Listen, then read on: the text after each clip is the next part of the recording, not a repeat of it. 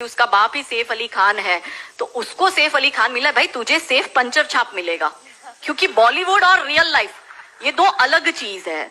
पर हमारी बेटियां ये समझती नहीं। तो 13-14 साल की बच्ची के दिमाग में ये कि अगर प्यार करना है तो मुसलमान से करो, मैं इतिहास में छप जाऊंगी, मेरी तो लव स्टोरी बन जाएगी। फिर वो अलग बात है, वो 35 टुकड़ों में आती है।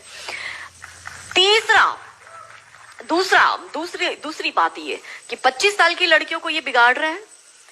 25 से 35 साल की शादीशुदा महिलाओं को बिगाड़ने का काम एकता कपूर जैसी महिलाएं अपनी टीवी सीरियल के माध्यम से करती है।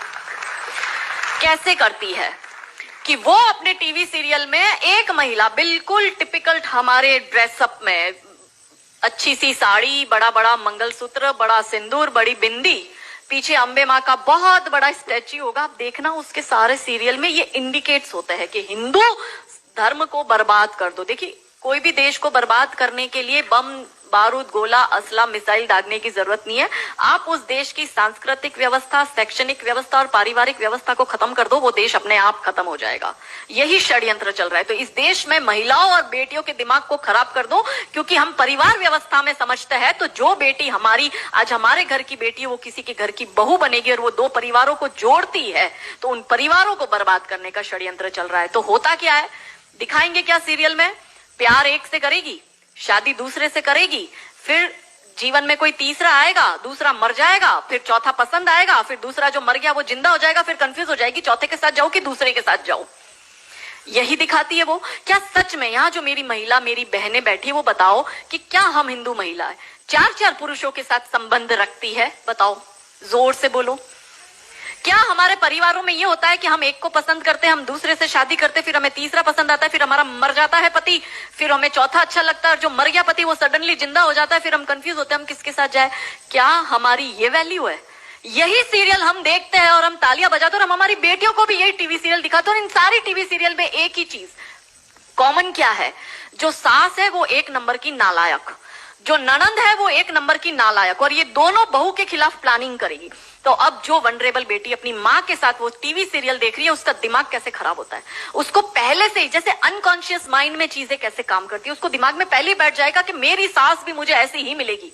क्यों हमारे हिंदू परिवार टूट रहे? क्यों आजकल हमारी बेटियों को ज्वाइंट फैमिली में रहना पसंद नहीं आता है? उसे शादी के दूसरे दिन अलग होना है। वो पहला फोन अपनी माँ को करेगी और माँ कहती है ज्यादा चिक चिक करे तो तू आ जाना मेरे घर में। हमारे माता पिता ने हमें ये सिखाया था कि तेरी डोली उठ रही है, तू इस घर में वापस तभी आएगी जब तुझे प्यार से आना है, तू तेरी अर्थी वहीं से ही उठेगी, हमें तेरी घर में एंट्री नहीं देंगे। ये हमें बचपन में सिखा दिया गया था। इसलिए आज भी हम जॉइंट फैमिली में रहते हैं, हम ससुराल में रहते हैं। भारतीय सांस्कृतिक व्यवस्था, पारिवारिक व्यवस्था को हमने बनाए रखा है। फिर एकता कपूर क्या करेगी? अनुपमा जैसी सीरियल में, ये एक ऐसी सीरियल है इसमें इतने ब्रेकअप और इतने डिवोर्स दिखा दिए कि इतने तो मुझे लगता है यहाँ जितनी मेरी बहनें और जितने मेरे भाई बैठे, इनके जान पहचान परिवार पूरे खानदान में नहीं हुए होंगे, इतने उस एक सीरियल में दिखाए।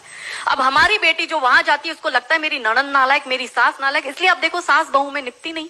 पहले कैसे निपटी थी, पहले कैसे रहते थे?